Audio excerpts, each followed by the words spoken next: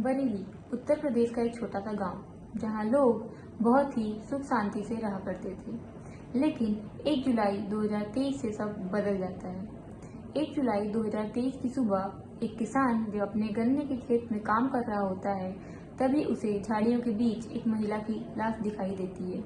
उस महिला का नाम था प्रेमवती। उस महिला का गला उसी के साड़ी के पल्लू से घोटा गया था और अब पूरा गांव डर जाता है। पूरे गांव में शक का माहौल होता है, अफवाहों का माहौल होता है।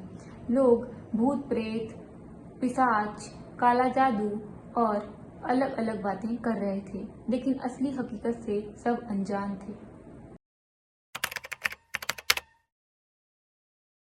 पहले तो पुलिस वालों को ये एक इकलौती घटना लगी, लेकिन कुछ ही हफ्तों में दूसरी लाश, फिर तीसरी लाश, फिर चौथी लाश और ऐसे ही लाशों का सिलसिला 14 महीनों तक चलता रहा।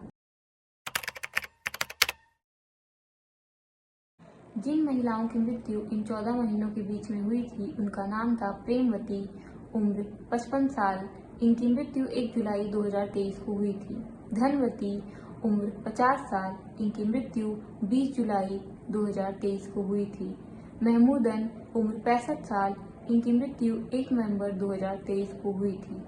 ओमवती, उम्र 65 साल। इनकी मृत्यु 9 नवंबर 2023 को हुई थी। दुलारू देवी, उम्र 65 साल। इनकी मृत्यु 20 नवंबर 2023 को हुई थी।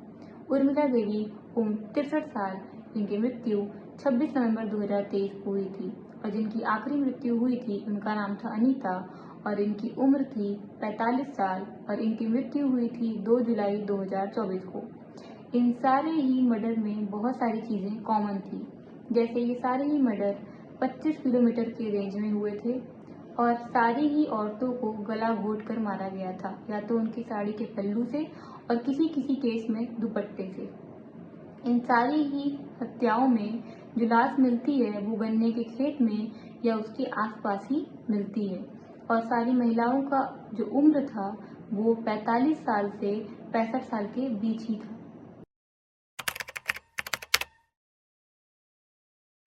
पूरा गांव अब डरा हुआ था। औरतें अकेले बाहर जाने से डर रही थी। पुलिस अपना काम तो कर रही थी, लेकिन अभी तक उनके पास कोई भी जवाब नहीं था। लेकिन लास्ट मर्डर के दौरान जब वो पूछताछ कर रहे थे, तो उन्हें एक बूढ़ी औरत बताती है कि वो अक्सर ही गन्ने के खेत के पास एक आदमी को देखती है।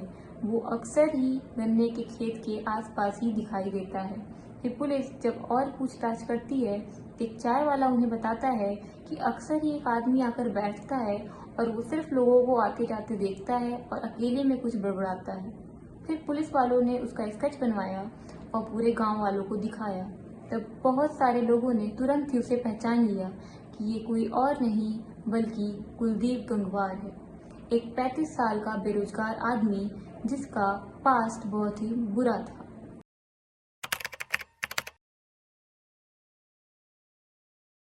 पुलिस वाले अब कुलदीप की तलाश में लग जाते हैं। वो 22 टीमें बनाते हैं, 1000 से भी ज्यादा सीसीटीवी फुटेज देखते हैं और आखिरकार कुलदीप उनके हाथ लग ही जाता है।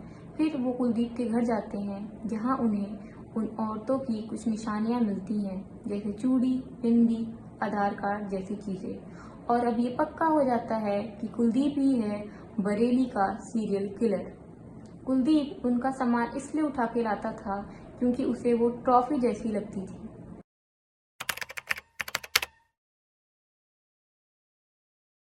पुलिस के पूछताछ के दौरान कुलदीप ने बताया कि उसके पापा उसकी मम्मी को बहुत मारा करते थे। उन्होंने दूसरी शादी भी की थी। उसकी मम्मी उसे बचपन में ही छोड़कर चली गई थी। उसकी पत्नी ने भी उसे छोड़ दिया था, उसके अग्रेसिव नेचर की वजह से और मारपीट की वजह से। और जब भी वो उन औरतों को मारता था तो उसे मजा आता था, उसे लगता था वो जीत रहा है। वो उन औरतों से सेक्सुअल फेवर मांगता था और जैसे ही वो औरतें उसे मना कर देती थी, वो उन्हें मार डालता था।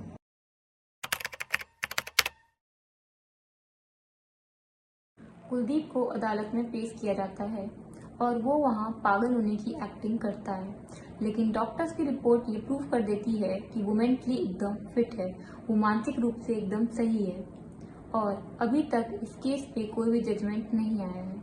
जैसे ही इस केस पे कोई अपडेट आता है तो मैं उसका लिंक डिस्क्रिप्शन में डाल दूंगी। कुलदीप तो अब जेल में है, लेकिन इस केस ने बहुत सारे सवाल उठाए हैं। जैसे, अगर पुलिस और सतर्क होती तो क्या इतनी सारी हत्याएं हो पाती? क्या उन गांव की महिलाओं की सुरक्षा के लिए कुछ किया गया था? ये केस यहीं खत्म होता है। अब हम मिलेंगे नेक्स्ट वीडियो में। अगर आपको ये वीडियो पसंद आई हो तो प्लीज़ मेरे वीडियो को लाइक करें, चैनल को सब्सक्राइब करें और बेल आइकन दबाना बिल्कुल भी ना भूलें।